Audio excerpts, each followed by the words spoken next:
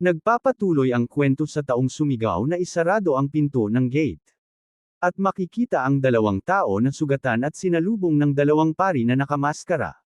Takot na sinabi ng sugatan na bigla na lang silang inatake ng mga zombie sa kanilang likuran dahil sa bagyo na nyebe hindi nila nakita ang mga ito na nagtatago lamang sa paligid. Dugtong pa ng sugatan habang takot na umiyak na ang mga nasa huli nila ay nakaina ng mga zombie. Lipat naman kay Harmon na sumigaw na bumalik na sila sa kanilang mga posisyon at magmadaling umakyat sa panlabas na pader para maghanda sa pagdepensang laban ngunit nagtaka ito dahil sobrang tahimik ng paligid. Sa isip niya ito ang araw na namatay ang Dead Spirit Amon kaya imposibleng hindi lalabas ang mga zombie sa araw na ito kaya napapaisip na siya na mukhang may dalawa o higit pang mga zombie na dadating o hindi kaya aabot pa ito ng libo-libo kasabay nung naghahanda naman ang mga sundalo sa laban. Habang ginamo ang mga sugatan ng mga pari nagtaka parent si Harmon dahil bakit ito nangyari. At kung iisipin na ang mga zombie ay aatake sa kanila mula sa likod posible namang nagtago ito sa mga nyebe habang ginamit ang kanilang mga instinct. Kaya wala naman itong kagamitan at hindi rin ito marunong sa mga taktika at mga stratehiya kaya sa pamamagitan nun kaya nilang matalo ang maraming bilang nito kada taon. Subalit sa nakikita ni Harmon naghalo naman ang gulat at takot sa mukha nito. At pinakita na ang maraming mga zombie na patungo sa kastilyo. At makikita din sa mga ito na may nagpatugtog sa isang drum. Kaya laking gulat na lang ni Harmon na isa ba daw itong nagkakaisang mga army ng zombie. Napamura naman siya at napatanong kung nangyayari ba ito noon. Ngunit sa kanyang pag-iisip nagulat naman siya sa kadahilanang may biglang nagsalita sa mga ito. Nagsalita ito na matakot na kayo dahil sa inggit at mahabang pagkamatay at pati ang mga sundalo ay natakot naman sa malalim na boses. Habang ang nagsalita ay karga ng mga zombie nagsalita na naman ito na natural lang sa katulad nilang tao na matakot. Dagdag pa nito na siya daw ang tagapaghatol sa mundong ito at ang Miss Aya na magliligtas sa mundo mula sa kamatayan at makikita naman ang isang bungo na may sungay. Habang nakaupo ngumiti itong nagsalita na siya daw ang successor ni Uday ang Diyos ng kamatayan. Makikita naman ang mga statistika nito sa Windows system ni Allen at ito ang vampire count na may hindi masukat na edad bukod pa dun makikita naman ang kakayahan nito sa pagkagat mana discharge necromancy at ang pagiging arrogant nito. Lumipat naman ang tagpo sa isang tao na tiniklop ang libro at napatanong kung bakit maingay sa labas. Ang nagsalitang tao pala kanina ay si Allen na napapaisip na matagal silang naghatid sa kanya ng pagkain kaya napatanong na ito sa mga nangyari habang ibinalik naman niya ang libro na kanyang binasa sa kanyang inventaryo, kaya sinilip na niya ang maliit na bintana ng kulungan habang napapasabi na paano nila hinayaang magutom ang isang prinsipe pero may bigla namang tumawag sa kanya mula sa labas. Kaya nilingan niya ito at sinabing hindi niya sinubukang tumakas dito ngunit sinabi naman ng nasa labas na lumabas na daw ito agad. At ito'y ikinagulat naman ni Allen kaya nilapitan niya ito at nagtakang sinabi na nasa kasalukuyang Proboscion pa siya. Ngunit sinabi lamang ng kanyang kausap na ang feudal lord na hindi yun ang problema nila sa ngayon dahil may mga libo-libong undead labas ng kastilyo. Ngunit sinabi naman ni Allen na dahil ba ito sa kakulangan ng mga manggagawa pero hindi naman iyon ang ibig sabihin ng feudal lord at sinabi niya ulit ang libo-libong mga undead. Bukod pa dun pinamunuan itong lahat ng isang vampira at sa mga narinig labis naman na nagulat si Allen. Kaya napatanong na ito na kung nakita ba daw nila ito ng malinaw kaya bakit naman makakaabot ang isang mataas na antas na mga halimaw ngunit sinabi ng feudal lord na malinaw din itong nagsasalita gamit ang lengguwahe ng tao. Dahil nagko-control ito ng iba pang mga halimaw kaya nakumpirma nila itong isang vampira kaya sabi pa ng feudal lord na hindi niya alam kung bakit ito nangyari ngunit hinaharap na ito ni Harmon sa kasalukuyan. Dagdag pa nito na dahil ito ay lugar maaaring mawasak anumang oras sinabihan na niya si Allen na lumipat na ito sa mas ligtas na lugar. At sasamahan niya ito ngunit bigla namang tumingin sa taas si Allen at tinanong kung anong ingay iyon sumagot naman ang feudal lord na maaaring ito ang mga zombie kaya magmadali na silang lumikas. Ngunit hindi naman agad gumalaw si Allen. At makikita sa itaas ng kulungan ang maraming tumpok ng mga zombie na patungo sa kanya. Mabilis naman itong nasira ang pader ng kulungan pero agad din namang nakalabas si Allen dito habang nagulat. Kaya tinignan nila ito at napapamura na lang si Allen sa kanyang nakikita. Dahan-dahan namang bumangon ang mga zombie at nakatingin ito sa kanila kaya napatanong na si Allen na kung ito ba ay isang zombie lump. Kaya napapasabi na lang si Allen na baliw talaga ang vampira dahil pinagtipon nito ang mga zombie at itinapon patungo sa kanila at nagawa na silang pasukin ng mga undead. Napapaisip naman si Allen na kung aatakihin sila ng ganito maaaring mas marami pa ang nasa labas ngayon. Habang lumapit na kay Allen ang mga zombie sinigawan niya ang feudal lord na pumunta sa kanyang nasasakupan at tumungo sa kanyang mga sundalo at pamunuan ito dahil kung ang mga residente sa teritoryong ito ay kakain ng mga zombie mas lalo pang dadami ang mga ito. Sumang-ayon naman agad ang feudal lord at sinabi pa nito na puntahan na niya ang mga residente at papuntahin ito sa ligtas na lugar subalit nakinig naman si Allen dito at seryosong napamura sa kanyang isipan dahil ano ba daw ang gagawin niya. Dagdag pa niya na nagawa naman niya dating makatalo ng ganito dahil sa kapantay lang ito ng lakas niya. Habang tinulak niya ang rehas napasabi na lang siya na sa ngayon ay mas marami na sila kaysa sa kanya.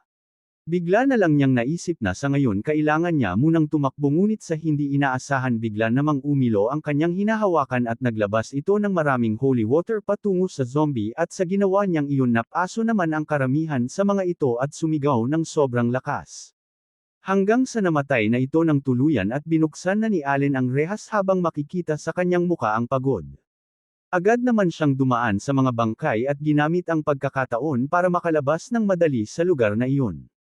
Kaya agad naman siyang lumabas sa butas na nagawa ng mga zombie kanina. Sabay lumingon ito sa direksyon na may narinig siyang sigawan. At ang sigawan na iyon ay mula sa mga tao na inatake ng mga zombie habang pinagmasdan ni Allen ang pangyayari narinig niya ang humihingi ng tulong may tumatawag din sa kanilang mga ina at ang nakakakilabot ay ang mga sundalong unti-unting natatalo ng mga zombie.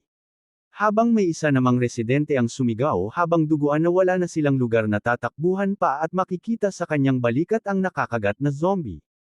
Pilit naman silang pinapabalik ng mga sundalo at paprotektahan lang sila nito sa pamamagitan ng pagtulak ng mga zombie gamit ang kanilang kalasag. Ngunit may sundalo naman ang nagsabi na may mga zombie din na umatake sa kanilang likuran na labis naman na ikinabigla ng iba pang sundalo. Ang mga pangyayaring iyon ay nakita ng dalawang mata ni Allen at marinig din ang mga sigawan ng mga ito. Hindi na kinaya ni Allen ang kanyang mga nakita at napakagat na lang ito sa kanyang ngipin. Subalit napaisip siya na hanggang kailangan siya tatagal dahil nagamit na niya ang karamihan ng kanyang holy water kanina. Kaya napasabi na lang siya na bahala na ito sabay itinaas ang kanyang pala sa ere. At itinusok ito sa lupa at napasabing mukhang si Goddess Gaia ay naiinis sa kanya dahil hindi nito na-control ang kanyang katawan. Habang sa kanyang pagtusok ng kanyang pala ay lumiwanag ito at lumabas din ang system na may nakalagay na gumawa ng malawak na blessing. Kaya unti-unting lumabas ang mga holy water sa paligid ni Allen.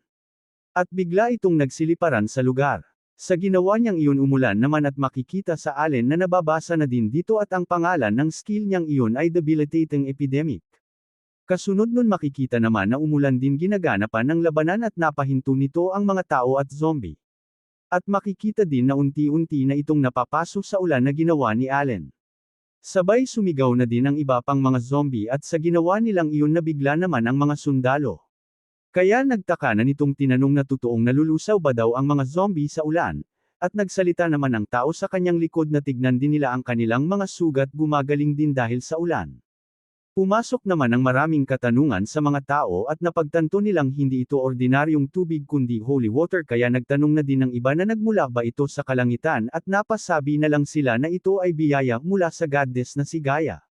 Ngunit may nagsalita naman na hindi ito mula sa itaas dahil mula ito sa prinsipe at sa mga narinig na bigla naman ang babae na may hawak na bata. Kaya sinabi ng lalaki na tignan nila ang prinsipe may pumapalibot na maraming holy water sa paligid nito. Ngunit makikita naman si Allen na sobrang napapagod sa kanyang ginawang skill. Habang tinignan siya ng mga tao napatanong na lang ang mga ito na kaya palang gumamit ni Allen ng holy power na kagaya nito sumagot naman ang isang babae na inaasahan na niya iyon kahit na si Allen ay isang pinatapon na prinsipe. Dahil sa huli siya pere ng apo ng dakilang Holy Emperor na tumalon sa hari ng mga undead na si Amon 50 na taon na ang nakalipas ngunit makikita naman si Allen na sobrang nanghihina na sa kanyang pinaggagawa. May sumigaw naman na sundalo na may iba pa bang tao na nangangailangan ng tulong dahil binuksan na ng feudal lord ang basement sa mansyon. Kaya sumunod lang ito sa kanya patungo doon at sa mga narinig ng mga tao natuwa naman sila. Habang sumunod sila sa sundalo, masayang nagsalita naman ang isang ina sa kanyang anak na nagawa nilang mabuhay. Kaya labis silang nagpasalamat sa kanilang kamahalan dahil niligtas sila nito. Makikita naman si Allen na sumagot sa mag-ina na wala iyong problema at kahit gumawa lang siya ng ulan sa loob ng kastilyo, labis pa rin ang kanyang pagkapagod dito. Subalit nabigla naman ang mga bantay dahil pasiga na inutusan ang mga sundalo ni Allen na kung sino pa ang maayos ang katawan. Sumama daw ito sa kanya sa labas para tulungan ang mga Holy Knights, pero mas lalo lamang nagulat ang mga sundalo dahil wala silang malakas na mga armas para labanan ang mga zombie. Dagdag pa ng mga ito na ang hawak nilang armas ngayon ay walang talab sa mga zombie sa labas, pero sumagot lamang si Allen na wag itong mag-alala dahil bibigyan niya sila ng pagpapala. Agad naman na umilo ang sandata ng mga sundalo at sabi pa ni Allen na ito palang ang kauna-unahang pagkakataon na sinubukan niya ito, kaya hindi niya alam kung hanggang kailangan ito matatapos, at sinabi pa niya na tapos niya itong lagyan ng Holy Power buff. Ngunit nagtanong naman ng isang sundalo kung anong ba ang buff, kaya agad din naman itong sinagot ni Allen na ang ibig sabihin ng buff ay mas pinalakas na ang kanilang mga armas sa ngayon.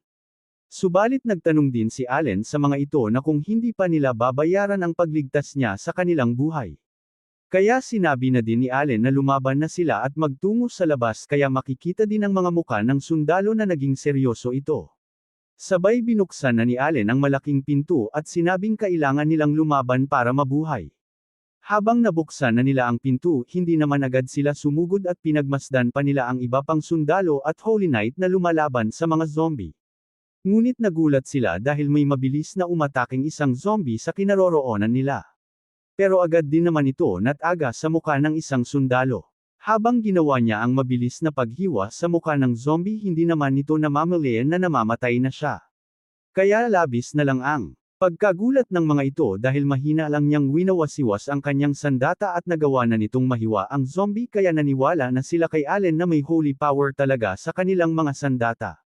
Napasabi na lang sila na wala lang sa kanila ang mga zombie, kaya lumapit na sila sa Holy Knight para tumulong sa laban.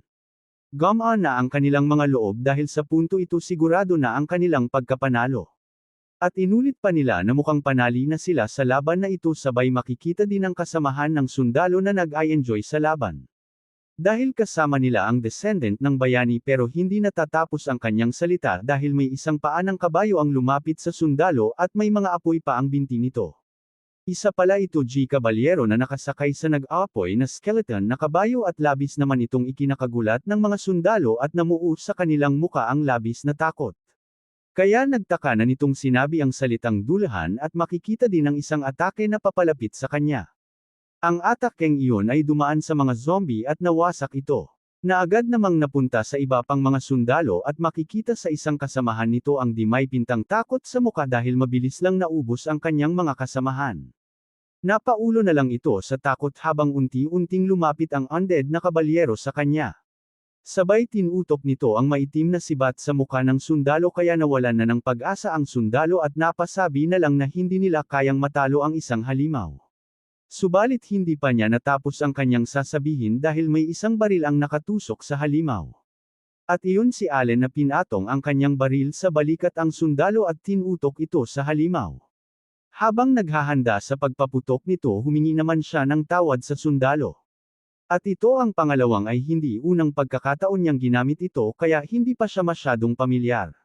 Kasunod nun maririnig naman ang malakas na pagsabog. Lumipat naman ang tagpo sa isang nagsasalita na nakikita niya ang enerhiya ng mga buhay at may mga tumpok ng karne na hindi niya nakikita sa loob ng 50 na taon at nanggaling sa bandang iyon.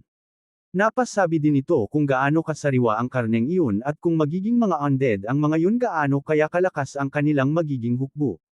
At matagal niyang hinintay ang pagkakataon na ito sa loob ng 50 na taon, mula sa isang igoles na zombie na pinapagalaw lang ng instinct ng isang ghoul, mula sa ghoul patungo sa isang dulahan, at mula sa dulahan patungo sa isang zombie lord. At ngayon sa pagiging isang vampira. At ang nagsalita pala kanina ay ang vampira mismo na napatanong kung gaano na ba katagal noong kaya na niyang mag-isip at gumawa ng paghahatol. Ang mga vampira ay nararaanggo sa pamamagitan ng mana na kanilang napoposes kahit na hindi siya kinilala ng iba pang vampira dahil hindi pa siya matagal sa kanyang pag-evolve. Subalit tiyak niyang natanggap ang kapangyarihan ng isang vampire count. Sabay hinawakan niya ang bungo at sinabing mayroon siya nito. ang bungo ng hari ng mga undead na si Haring Amon. Kaya nagpasalamat siya sa bungo na ito dahil nagawa niyang tipunin ang mana na katumbas ng isang siglo na pagpapatipon at nagawa niya lang iyon sa loob ng ilang dekada lang. Sa pamamagitan ng kanyang 20,000 na mga zombie maaari niyang malagpasan ang pagiging vampire count patungo sa isang hari. Dahil dun hindi na siya natatakot pa sa mga normal na holy power. Kaya nasabi ng kalbong vampira na mahina ang mga holy knights. Sa loob-loob niya gusto na niyang sumuko sila ng Mad Alien para magiging sila ay undead na niya. Sa kabilang banda naman ay patuloy pa ring umatake ang mga sundalo ng feudal lord at may pasiga na nagsalita na wag silang titigil pag-atake. Yun pala si Harmond na wag nitong palapitin ang mga zombie dahil kung aabotan sila ng takip silim ay mas lalo na silang lalakas kaya kailangan nilang mapatay ito kaagad. Kung matatalo sila dito susunod din na mawawasak bayad na ito pero sa isip ni Harmond makapasok na ang mga zombie sa kanilang teritoryo ng maraming beses. Sa loob ni Harmond hindi na niya kayang mag-utos sa lugar na ito dahil masyado na silang nahirapan sa mga halimaw na ito kaya natanong na niya sa kanyang sarili na magliligtas ba nila ang bayan na ito.